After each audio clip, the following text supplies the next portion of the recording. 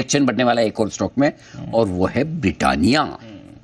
Britannia ये है वो स्टॉक जहाँ पर नतीजों की वजह से एक्शन रहेगा। आज आ रहे हैं रिजल्ट्स का अनुमान बताने के लिए नुपुर हमारे साथ है तैयार। नुपुर बताइए। कमजोर क्वार्टर की उम्मीद है सर। कमजोर? हाँ सर। ओहो।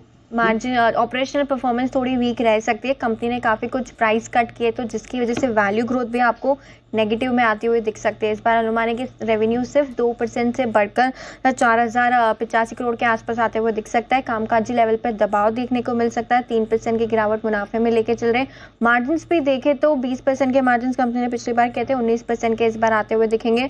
और जो नेट मुनाफा होगा वहाँ पर भी 3% की कमजोरी लेके चल रहे हैं। वॉल्यूम में कोई दिक्कत नहीं है, 4 से 5% की वॉल्यूम ग्रोथ तो आती हुई नजर आ सकती है, लेकिन कंपनी ने काफ़ी सारे प्रोडक्ट्स के प्राइजेस जो है वो काटे हैं, जिसका इम्पैक्ट आपको प्राइस में दिखेगा, प्राइस मिक्स में आते हुए दिखेगा। कंपटीशन भी काफ़ी हद तक बढ़ते हुए नजर आ रहा है, पर्टिकुलरली बिस्किट्स के सेगमेंट में, जिसकी वजह से कंपनी ने काफ़ी सारे प्रोडक्ट्स के जो ग्रामेजेस है वो भी बढ़ाए, जिसका इम्पैक्ट भी देखने को मिल सकता है।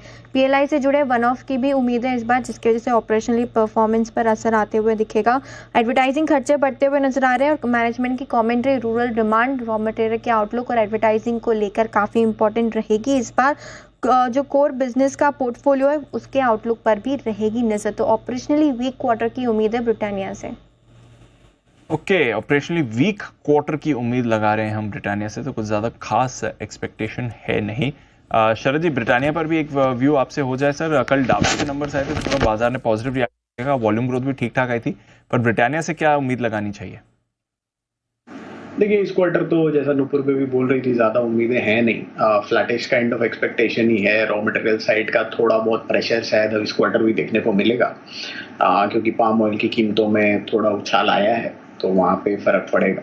बट मुझे लगता है लार्जली जो फोकस रहेगा वो इसी पे रहेगा कि रूरल ग्रोथ इनकी तरफ से कैसी रिपोर्ट की जाती है। डाबर ने, जैसा आपने बोला, काफ़ी पॉजिटिव नंबर्स रिपोर्ट किए हैं रूरल साइड पे, और उनकी पोस्ट रिजल्ट कमेंट्री में भी रूरल इंप्रूवमेंट पे वो बात कर रहे हैं। और मुझे लगता है आने वाले 6-8 महीनों में आपको ग्रेजुअली जो रूरल और अर्बन इंडिया में एक बहुत बड़ा डिवाइड आ गया था इन टर्म्स ऑफ कंजम्पशन, मुझे लगता है रूरल इंडिया में एक स्ट्रॉन्ग पिकअप होना चाहिए। इसके अलावा ब्रिटानिया कुछ नए प्रोडक्ट्स वगैरह भी लॉन्च कर रहा है, पिछले 3-6 महीनों में थोड़ा सा अग्रेसिव हुए हैं, तो मुझे लगता है वहाँ से भी थोड़ा पिकअप उनको मिलना चाहिए।